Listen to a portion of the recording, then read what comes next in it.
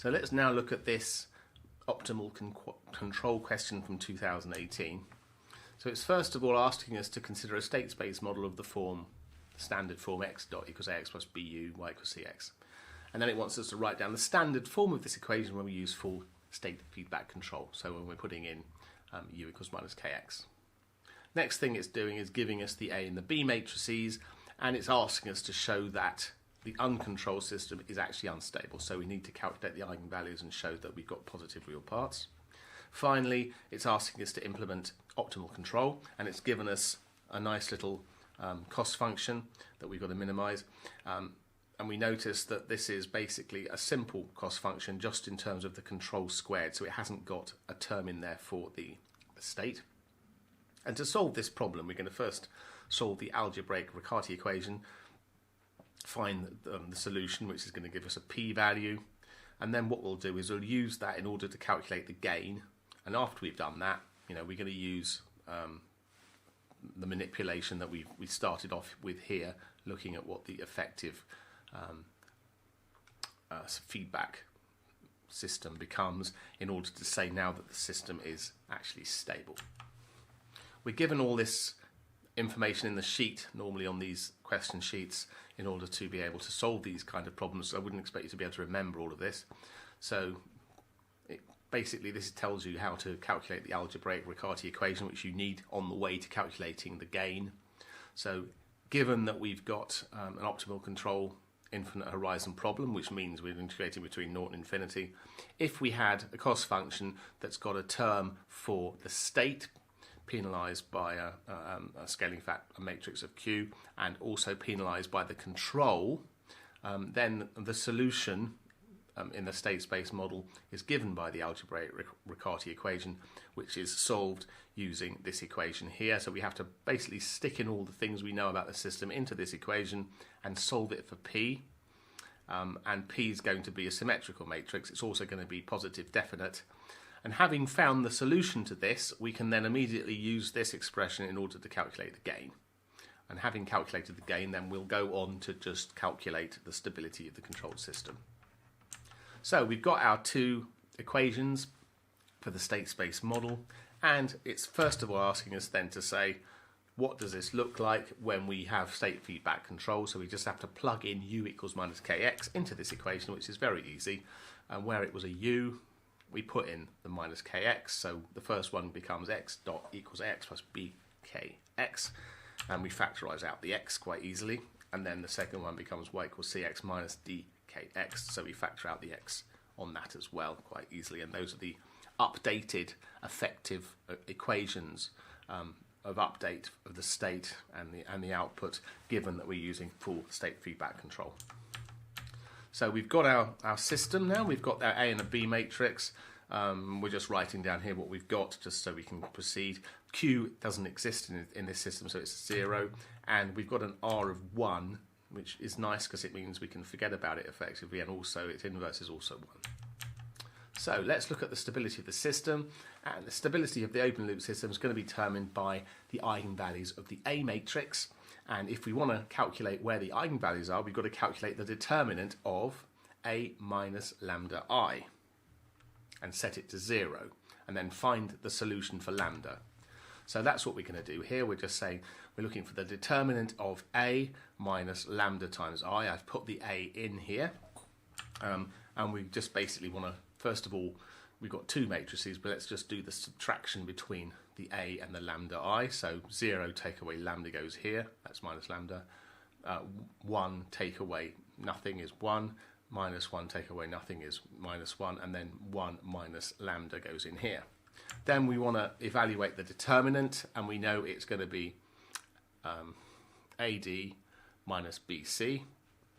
Right, this times this, take away this times this. We can then multiply that out, and we end up with a simple equation, lambda squared minus lambda plus 1 equals 0. Generally, you'll have to solve these using the quadratic formula if you can't actually factorise it easily. You can always use the quadratic formula, by the way. And yeah, you should know this by now, but given the equation ax squared plus bx plus c equals 0, the solution of x is minus b plus or minus the square root of b squared minus 4ac divided by 2a. So for the corresponding equation, we stick in the values here that we have. So we've got the b is basically -1. So 1 plus or minus 1, obviously -1 squared is 1, take away 4, and a is 1 and c is 1, so take away 4, divided by 2 times 1. And we just simplify that. We notice that's a -3 there, so what we can do is we can take out the imaginary component and put it in as a +3. The important thing to look at for this expression though, right, we're caring about stability. We notice that the real part is always a half. So it's always positive, therefore the system is unstable. So now we have to go back to our, if you like, to our sheet that gives us the Riccati equation, and we have to solve this. So you copy this off the information at the back of the exam normally, and then what you have to do is fill in all the bits and solve the equation for the things that you know about it. So we know that now P is going to be symmetric and positive. So symmetric means that basically these off-diagonal terms in this direction here are the same value. So P1 is going to be a unique value. This one at the upper left and the lower right are going to be different values, but the two on this other diagonal here are basically going to be the same values. That's why it's a symmetric matrix, and that's very important. If you don't do that, you won't be able to solve the equation, and you won't get anything to work. So let's now plug in the values in the ARE, as they call it. So we put in the A, putting it in as a transpose, the P plus P times A, Q disappears, minus P times B times R inverse, which is 1 times B transpose times P, and that's all got to equal 0. So what we've got to do now is go through it all and simplify it. So do pairwise multiplications and just, you know, basically shrink it until you've got a single matrix. That's the idea. So the first, what I do is do the first bit first, then the second bit, then the third bit. So first of all, what we've done is we've transposed this. So rows, right, a row here becomes a column here, a row here becomes a column here. Multiply this out, it's always rows by columns for that element, rows by columns. So 0 lots of P1, so minus P2 for there, boom, boom, minus P3 for there, and then 1 lot of P1 and 1 lot of P2 there added, and 1 lot of P2 and P3 added here. Same thing for the next bit here, right? This is a bit tedious, but 1 lot of minus P2 here, P1 plus P2 here, right? Minus P3 goes here, and then 1 lot of P2 and P3 here, right? So we get in there. Now we've got to attack this last bigger term. We can forget the 1. Next thing probably to do is multiply this thing out in the middle, because it's quite an easy thing to do. So this is a 2 by 1 times a 1 times 2, so we're going to end up with a 2 by 2. So don't forget, internal dimensions have always got to match, otherwise you can't multiply it, and the external dimensions of the product of two matrices will give you the overall dimensionality of what you end up with. So this is going to be this term times this term for the top one here, this one times this one for this one, this one times this one for this one, and this one times this one for this one. So we end up with a nice simple result. Then we just multiply out further. I'm going to do this one and this one. So rows by columns, so obviously the top's going to be 0, the top's going to be 0, then it's going to be 1 lot of P2, 1 lot of P3. And then you multiply out the last bit as well, okay, and then you end up with, again, P2 times P2 here, P2 times P3 here, right, and then P3 times P2 here, boom, and then P3 times P3 here. So we've got our 3 terms, and they've got to equal 0, right? So we can then equate them. So what we're gonna look at is we're gonna look at basically this term, the 1-1 term, the 1-2 term, and then the 2-2 term. There's no point looking at both of these because they're going to be the same value, right? So let's do that. We're just going to say this, take away this, take away this. That's what the first equation equals 0. Second one's going to be this plus this minus this, equals 0. And then the third one is going to be this expression. This term here plus this term here, take away this term here, equals 0. And then you can go through simplifying them. Basically, you've got three simultaneous equations. It's a bit tedious to go through. We want positive solutions. Basically, just go through and solve these solutions. We'll end up with, from the first equation, we can actually end up with a P2 equals 0 or minus 2. We don't want negative values, right? So P2's got to be 0. And given that we've got P2 equals 0, we can start substituting stuff in the other equations. I'll let you do that because it's a bit boring to actually go through by hand like this. And it's just a question of then, substituting in what P1 equals P3 into the last one, solving for that. We end up with 0 or 2.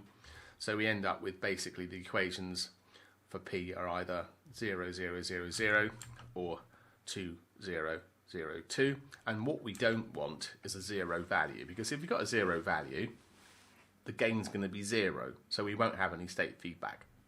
So we're going to throw out the 0 value and we're going to go for the value that is basically going to have an effect. Otherwise, there's no point in having it there at all. We're not going to have any state feedback if it's a 0. So the control yaw is minus kx, where we've been given that in the instruction sheet. The k term, well, in fact, we've given u equals minus r to the minus 1 btp times x. The gain part is the minus, well, is the r to the minus 1 btp. Okay. We know what the b is. We know what the the p is, and we know that r is the inverse of 1, which we can forget about. Just another 1. So we multiply. It's rows by columns. This times this. This times this, it's 0, 2 times x. So we can see the gain now is going to be 0, 2. So what it's asking us now, the last little bit, is to say what is the stability of the controlled system. And we know that in the control system, that's the first thing. That's one of the first things we did in this example, is to say, well, we end up with an equivalent A matrix when we have state feedback control, where we have the equivalent A, the system matrix, goes to A minus BK. So we've got to calculate A minus BK. So we just throw out here and the X, and we basically want to say B times this expression here, the K expression here, which is the 0, 2. So it's going to be A minus B times K. We multiply that out. So that's basically 0, 0, 0, 0. But it's basically this one. It's the only thing that's not 0 from this contribution here is 1 times 2. So this changes from 1 to minus 1. And that gives us the new effective closed loop system matrix. And then all we have to do is look at the eigenvalues of this. So it's going to be matrix, take away lambda I, take the determinant and find out when it goes to 0 and solve for lambda, right? So we're going to have the determinant of this system. So just like we did before, we have to calculate, you do the subtraction, this take away that, minus lambda. That's just 1. That's just minus 1, and that's minus 1 minus lambda. So it's then, again, just like we did before, this term times this term, take away this term times this term. We end up with lambda squared plus lambda plus 1 equals 0. Pop things in the quadratic formula. And now we see that the b minus b is a minus 1. Okay, so in this case, what we end up with is a minus half, plus or minus this imaginary component. And because this is always negative, the system is now stable. So we've stabilized the system using optimal feedback control.